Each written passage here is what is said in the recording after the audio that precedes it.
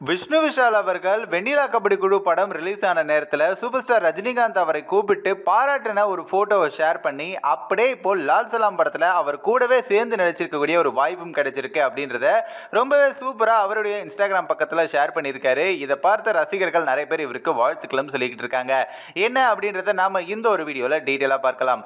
நடிகர் விஷ்ணு விஷால் அவர்கள் வெண்ணிலா கபடி குழு அப்படின்னு சொல்லக்கூடிய இந்த ஒரு திரைப்படம் மூலியமா ஹீரோவாக இன்ட்ரடியூஸ் ஆனாலுமே அடுத்தடுத்து அவர் சூஸ் பண்ண கதைக்களம் எல்லாமே வெவ்வேறு விதங்களில் எல்லாமே டிஃப்ரெண்ட்டாக இருந்ததுனால அவருடைய வளர்ச்சியும் அடுத்தடுத்த கட்டத்துக்கு மூவ் ஆகி போயிட்டே இருந்துச்சு அப்படின்னே சொல்லலாம்.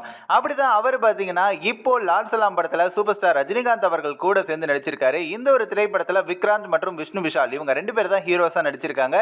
இந்த ஒரு திரைப்படத்தை ஐஸ்வர்யா ரஜினிகாந்த் இவங்க தான் வந்து இயக்கியிருக்காங்க. இந்த படத்தில் சூப்பர் ஸ்டார் ரஜினிகாந்த் அவர்கள் ஒரு கெஸ்ட் ரோலும் கூட பண்ணியிருக்காரு.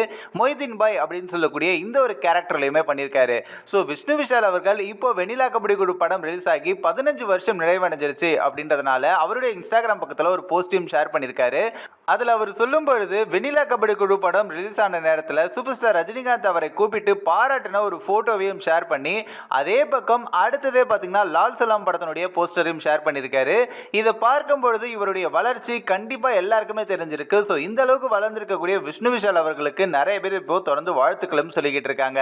இந்த ஒரு வீடியோ குறித்து உங்களோட கருத்துக்களை நீங்கள் மறக்காம கமெண்ட்ஸில் சொல்லுங்கள். நம்ம த பீப்பிள் டெஸ்க் சேனலையும் சப்ஸ்கிரைப் பண்ணுறேங்க.